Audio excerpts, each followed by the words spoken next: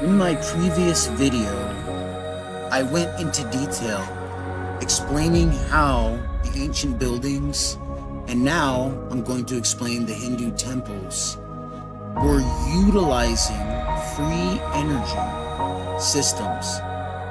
And I'm going to go into more detail how. But through these free energy systems, they were able to transport, store, and manage the electricity and power utilizing water and the water systems that were available. This is one of the reasons why almost every single temple that you see, for the most part, they tend to have moats. The same reason why castles had moats.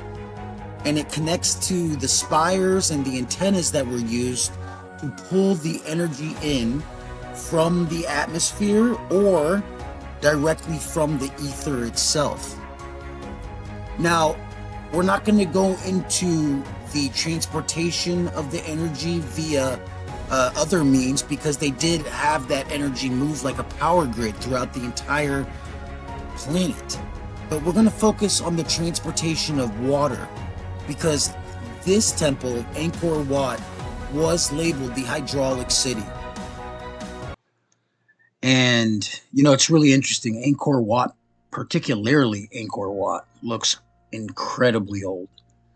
The kind of like erosion of the stone over time really shows in this temple. But one of the few things I wanted to talk about is, like, you know, whenever I see this kind of bird's eye view, and we can look at a couple other ones, it just doesn't feel right. Something feels real weird here. Like, we're not just looking at a temple. Because through my experience, and what my beliefs are, the individuals who made these temples, in fact, all of the ancient ones, you know, the ones who built these beautiful things, they were so precise, so absolutely precise, so absolutely specific. They would not waste their time. They wouldn't just put something over here if it didn't have a reason for it, a reason that they resonated with. So this is an odd design here. Why would you make 4 separated courtyards? I mean, what's the significance of that? Unless you're running something through this grid. I learned that I think in the Tamil language, the Hindu language, or Indian language, these are actually called vimanas. These little spires here that you'll see on Hindu temples. And they always have them looking like this. There was like a Vimana Shastra, which is kind of like one of their books, one of their ancient texts. And the Vimana Shastra is the one that talks about how to build flying machines. And they literally just look like the tops of these, but they're like it would be like the size of the entire temple, looking like just one of these tops. They're kind of like this big. And they knew how to put anti-gravity in it and just get it to fly. And so they had a book that explained it. And I definitely think they know what they know what they're talking about. They dropped some words and some vocabulary that absolutely only goes when you're dealing with gravity or gravitational generators and what's needed to make that happen.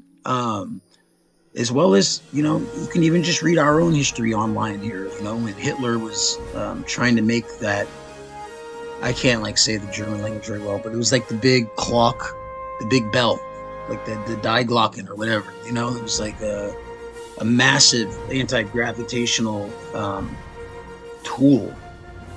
But you know, they use mercury. And so essentially, I'm just going to tell you, you can use red mercury or maybe red phosphate, I'm not sure, but definitely red mercury or mercury. And you'll notice that in the histories, you'll learn that a lot of these ancient temples, and it doesn't have to be Hindu temples, or even the Amazon temples, they always had like a basement with a pool of mercury. Same with Egypt. because they used it. You put the mercury in two counter-rotating spheres, and you rotate them at a certain speed. Now, this has to be done by a computer. It's very specific. You're generating a vortex, and you're generating a certain frequency that is going to activate this depolarization of the ether. And, you'll be creating a toroid. Toroid, when you do it, you'll be creating a magnetic field or an electromagnetic field, because that's what it is. And you will have then a spark that comes out. And then you'll have like you'll need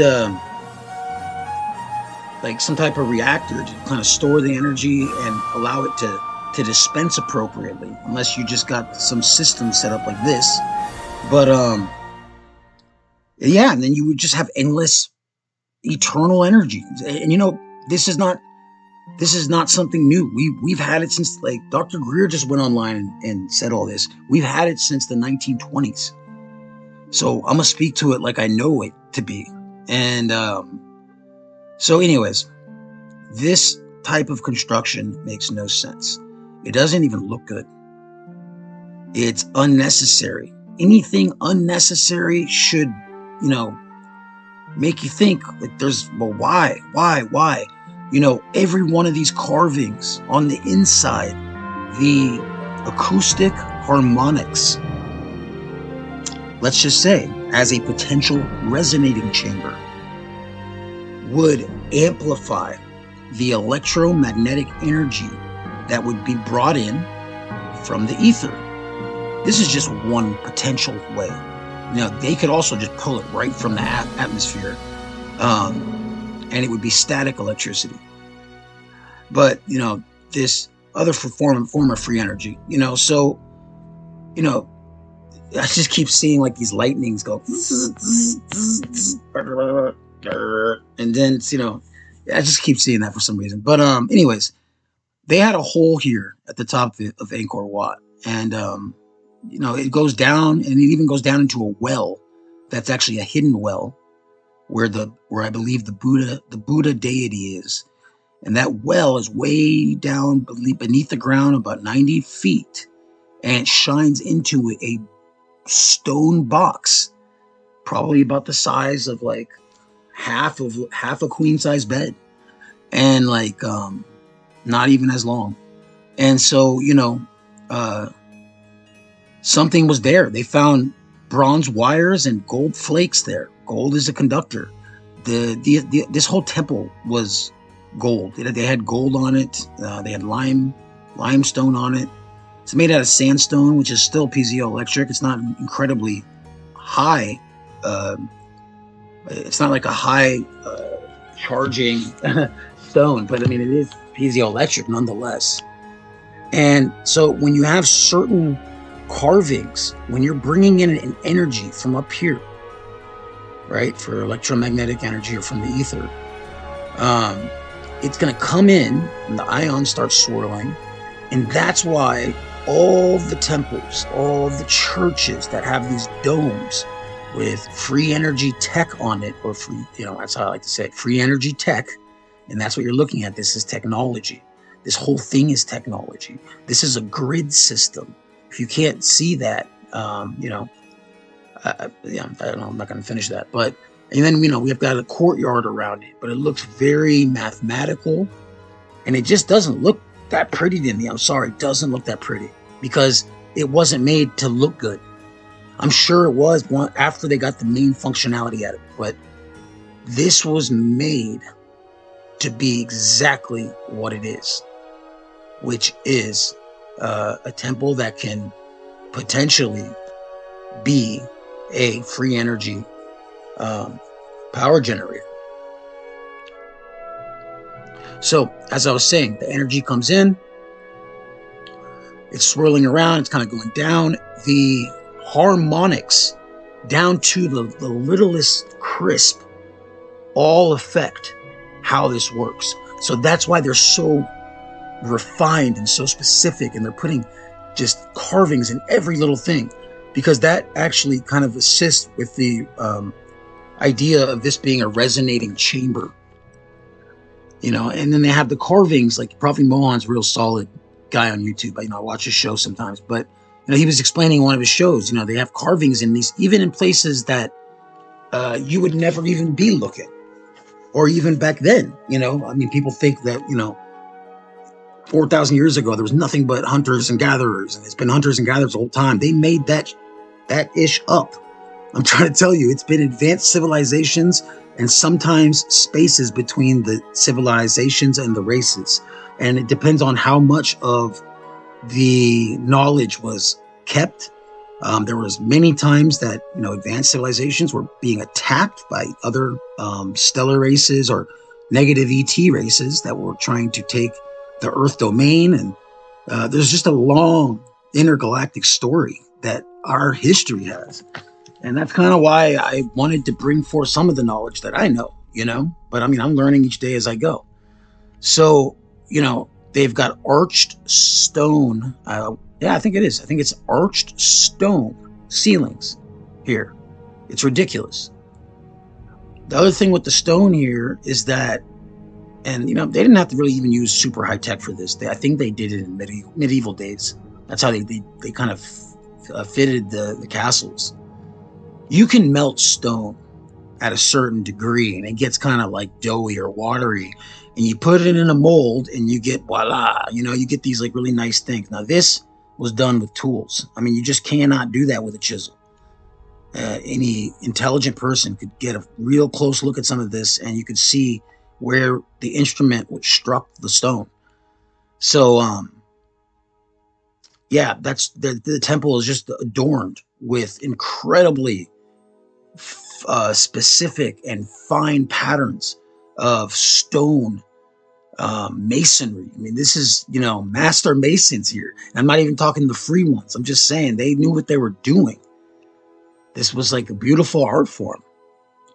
And, they got to use an element of earth, and they knew the secrets of the old world.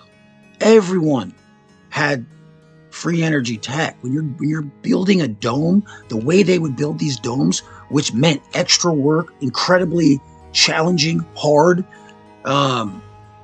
you would not do it because it doesn't look that good. And I know that's my personal opinion, but I'm just saying.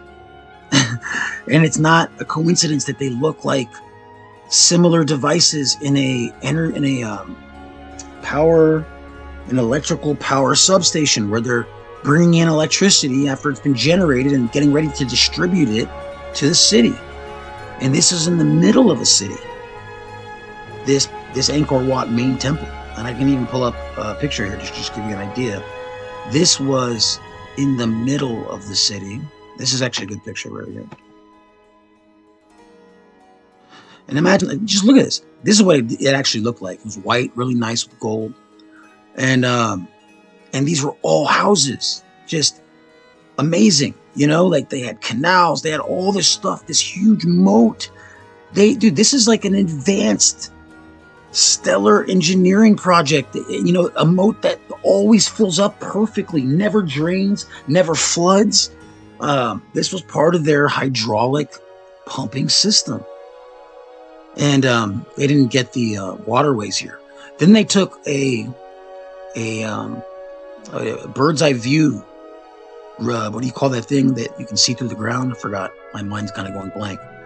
But they did like a scan of this, and they found all these, let me pull up the picture. They found all these stone lingams. And a lingam is like it's something that they kind of, worship as a deity that's connected to Shiva. But just to give you an idea what they look like. Let's find the lingam. Where they at? See, this is part of electrical. These are, transformers with bushings. That's part of an electrical power substation, right? When it's going to have power brought to it from the power generation. And then this would be like in your city, and it would just look real weird with a bunch of like metal stuff. And this is how energy would get distributed to the power lines. And this is just one part of it, but I'm saying the spires look very much like that. Same with the Chinese temples. So, I mean, this is not a coincidence, man. I mean, like, when you start looking into these things and you start seeing it, you cannot unsee it. It is very clear what they were using it for, if they used it the entire time or not. I'm not sure. So, like, this is an electrical power station, substation. See these? Boom, zzz, energy comes in, zzz, and then dealing with it here, and then it gets sent out to power lines. I mean, it's just, it doesn't look that much different. But I just wanted to show you this this Angkor Wat thing real quick. Where is that picture? All right, let me see if we got it here. Okay, I'm gonna do it this way.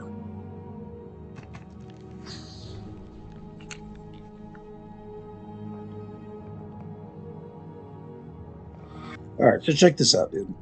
This is a sister temple, so it's kind of like, this is the main power generator. Look at the complexity of the water systems here.